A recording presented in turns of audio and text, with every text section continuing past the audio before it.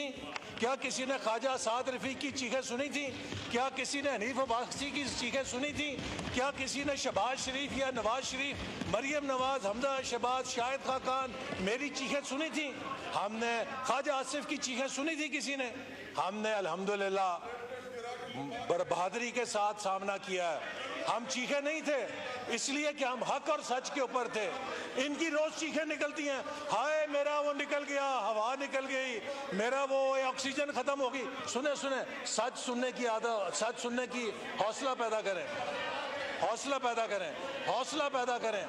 پھر جی تشریف رکھیں، سن لیں حوصلہ پیدا کریں، حوصلہ۔ آپ کی بات سنی ہے نا میں نے، لیڈر آف اپوزیشن صاحب آپ کی بات عمل سے سنی ہے، اب آپ جواب سننے کے حوصلہ پیدا کریں۔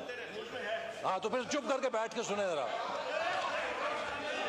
سو جناب اسپیکر، آج یہ جو کچھ ان کے ساتھ ہو رہا ہے یہ کسی کا کیا ہوا نہیں ہے۔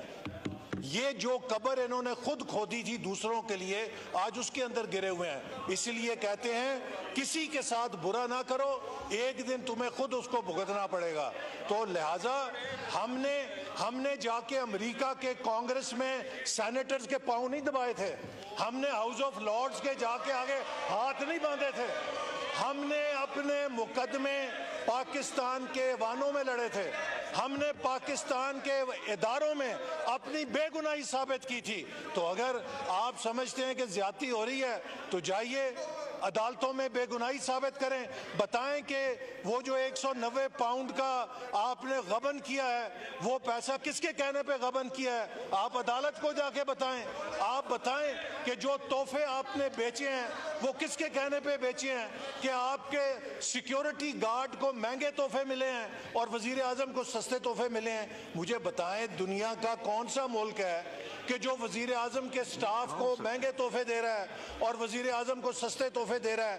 تو جو آپ نے ہیرے پھیریاں کی ہیں، آپ دوسروں سے رسیدیں مانگتے تھے، آپ سے تو یہ کہا جا رہا ہے کہ آپ بھی رسیدیں دکھا دیں۔ جب آپ سے کہا جاتا ہے رسیدیں دکھائیں، آپ کی چیخیں نکلتی ہیں۔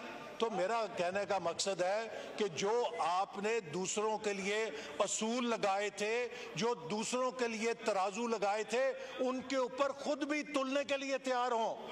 اپنے لیے مانگتے ہیں وی آئی پی، اپنے لیے مانگتے ہیں این آر او۔ یہ جو باتیں کر رہے ہیں نا، اصل میں جناب اسپیکر یہ این آر او مانگ رہے ہیں کہ ان کے لیڈر کو این آر او دے کے جیل سے باہر نکال دیا جائے۔